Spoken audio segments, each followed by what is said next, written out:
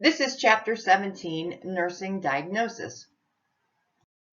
So nursing diagnosis is the second step of our nursing process.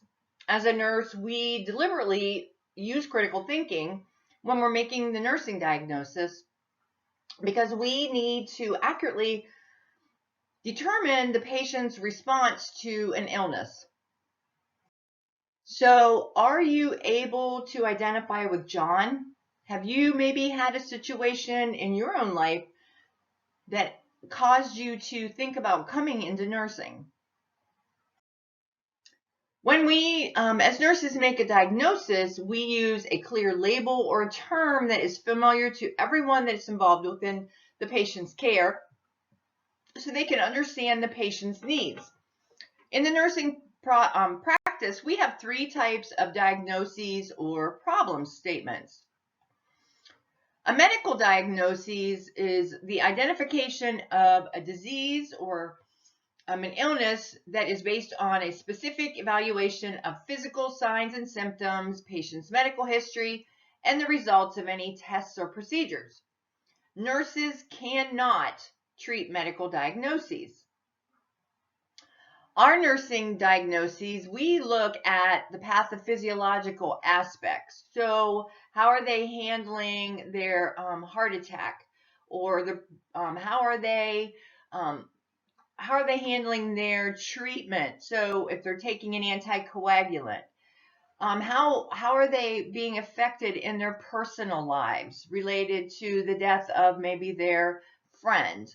Environmentally, do they have any maybe safety barriers that we can help with at home? Or when we look at their maturation level, we're thinking about maybe, are they impending parents? Do they, do they understand what they need to be doing and where their focus needs to be? So collaborative problems, these are problems that require medical and nursing interventions. So as a nurse, we will practice with other professionals to manage some different types of collaborative problems. These problems will use physician prescribed and nursing prescribed interventions. Okay. All of the patient's physiologic complications are not considered as collaborative problems. If we as a nurse can prevent the onset of some complication or provide primary treatment for it, then the diagnosis is definitely a nursing diagnosis. So what are the different processes or phases of the nursing process that go along with the acronym ADPI? So healthcare institutions, they work with vendors that have electronic records, right? They want a standardized language or terminology that's unique to their institution. Sometimes these terminologies are only based on medical diagnoses. As a nurse, I understand that nursing diagnosis, our terminology may or may not be part of the institutions. When it isn't integrated, it is up to the actual nurse to specifically identify the patient's relevant nursing diagnoses as it pertains to the patient's current health condition. In addition to improving communication amongst all the providers, using standard nursing terminology creates a greater scientific knowledge base for our profession. Problem-focused diagnoses identify an undesirable human response to some existing problem or a patient concern. A risk diagnosis, these are applied when there is an increased potential or vulnerability for a patient to develop a problem or even a complication. So think of risk for falls. Health promotion, this is a positive diagnosis and identifies an individual's desire or their motivation to improve their health status through some positive behavioral change. So we want to make sure that we're able to use the nursing process accurately and appropriately.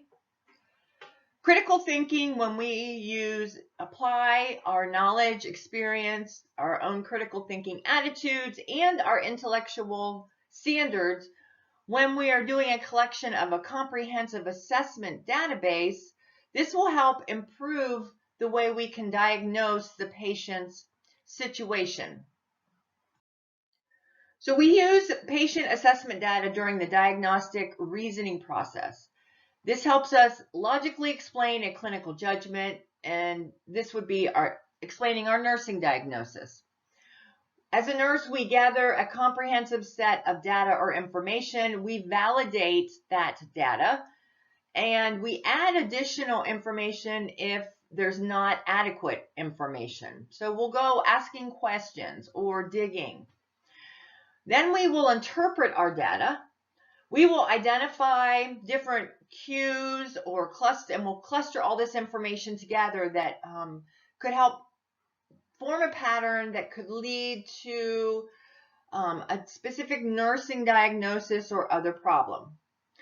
The diagnostic process, it actually goes from the assessment and includes decision-making steps. So a nurse's review and analysis of the assessment data, we are critically organizing all parts of the information into meaningful clusters or sets of assessment findings and defining characteristics.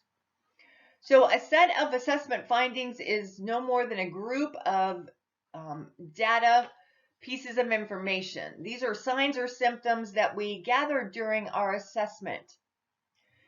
Each specific piece of information is either objective or subjective, and it is either a sign, a symptom, or a risk factor that can help the nurse make a diagnostic conclusion. When, as a nurse, we're looking for a pattern, we are comparing the patient's information with that is consistent with a normal or a healthy pattern. So we're looking at lab test values. We're looking at professional standards. We're looking at Maslow's lowest hierarchy, his physiologic needs. We then will find some information clustered together to help us think about specific individual information, and instead we'll start looking at a pattern. Our ability to recognize a pattern or a cluster, it evolves over time with clinical experience and reflective practice. Remember that clinical criteria, these consist of the data, objective and subjective signs and symptoms, or risk factor that will lead to a diagnosis or conclusion. Hypertension, fatigue, and high cholesterol, these are all clinical data or signs and symptoms for heart disease, where food preference is not a sign or symptom for heart disease. So interpretation means that we're putting a label on a pattern or a cluster so we can hopefully identify a patient's response to their health problems. We will select a diagnosis. This is not a casual or an intuitive process. We use critical thinking. We want to make sure that we interpret data clusters or patterns and that it leads to the selection of different nursing diagnoses that will apply to our patients. So it's vital that we actually compare the information in the cluster with different standards for a diagnosis to become a reasoned conclusion about the patient's response to their health problem. So when we are comparing the assessment data with the standards, it doesn't matter the diagnostic system used. We will still compare the data that we find with the assessment findings standard for different nursing diagnoses to select one specific diagnosis that will fit our patient. When we recognize the data in a logical cluster or pattern, this will reveal the nursing diagnosis and how a patient is responding to a health condition or a life process. So there is a relationship between the nursing diagnosis and the related factor or the etiology. The way the nurse phrases or words the nursing diagnosis statement will affect how the nurse communicates the patient's problems, which nursing interventions will be chosen, and how the patient's outcomes will be evaluated. We need to make sure as nurses we are using clarity and precision. When we form a diagnosis, each diagnosis has a different format.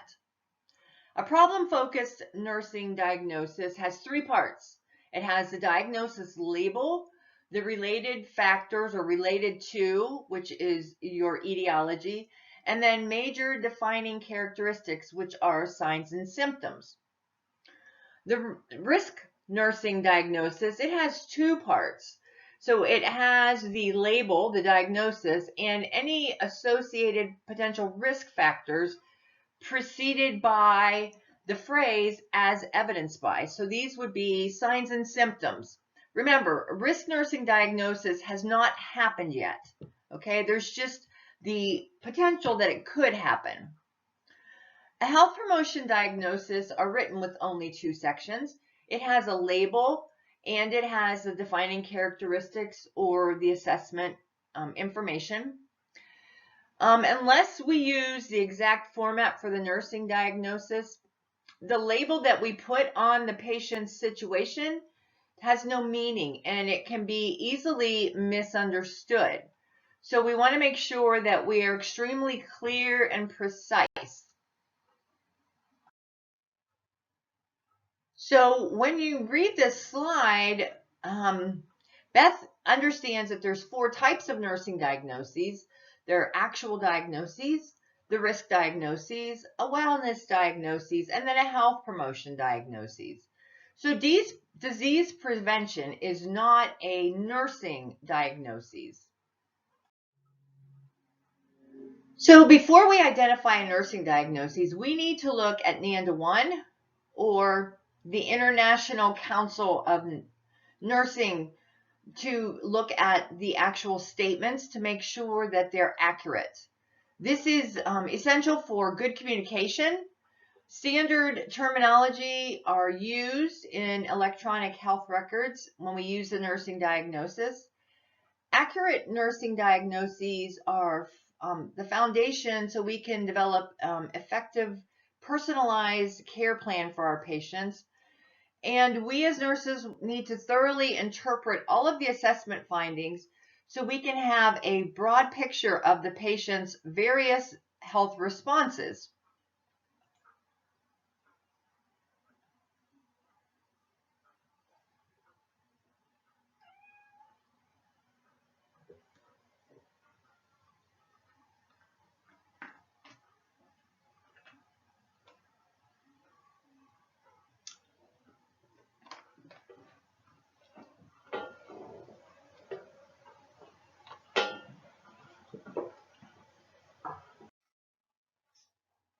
So we need to understand the nursing diagnoses that applies to a vulnerable population.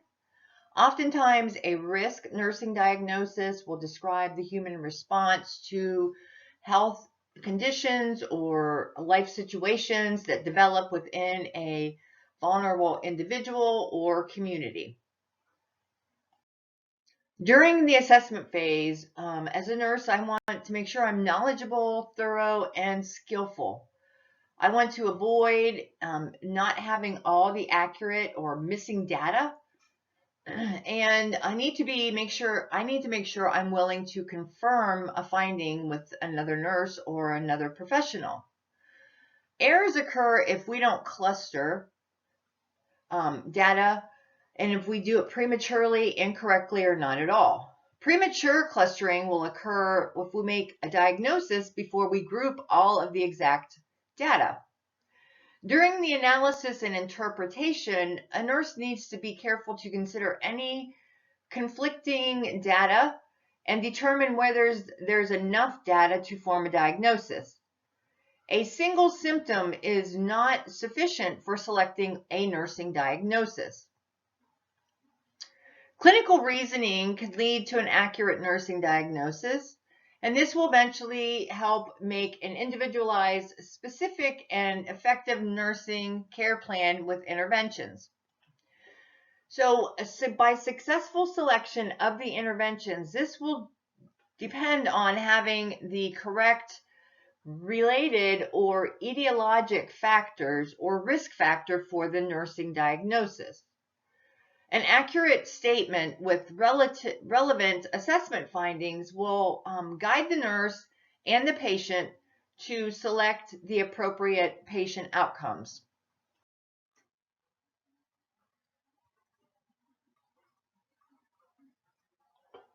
So what did I not? For a student to avoid a data collection error, the student should assess the patient and, if unsure of the finding, ask a faculty member to assess the patient, review his or her own comfort level and competency with assessment skills, ask another student to perform the assessment, consider whether the diagnosis should be actual, potential, or a risk. So the answer is A. The data collection is an art that, as a nurse, we get better at with experience. So asking assistance from someone to ensure that we have all of the appropriate data can help ensure that the patient has the right diagnostic statement. So standardized formats that are used in EHR, electronic health records, this will enable nurses and other healthcare individuals to share information. All right, so the use of standardized and familiar terminology provides nurses better ease at selecting the nursing diagnosis and the interventions whenever we're planning care. We want to make sure that all of the nursing diagnoses are listed chronologically when we identify them. When we initiate an original care plan, we want to place the highest priority nursing diagnosis first. This will always depend on the patient's condition and the nature of the diagnosis. So if you're thinking about highest priority, we start with ABC, which is airway, breathing, circulation. Then we go to safety, and then we go to Maslow's physiologic or basic needs to sustain human life. A nursing diagnosis provides a universal and a standardized format for nurses to communicate between each other and then across with other healthcare individuals. A care plan for us is a roadmap to deliver our care and demonstrates accountability for the patient care. It enhances our interprofessional collaboration. The diagnoses will direct the planning process and the selection of nursing interventions to achieve the best patient outcomes.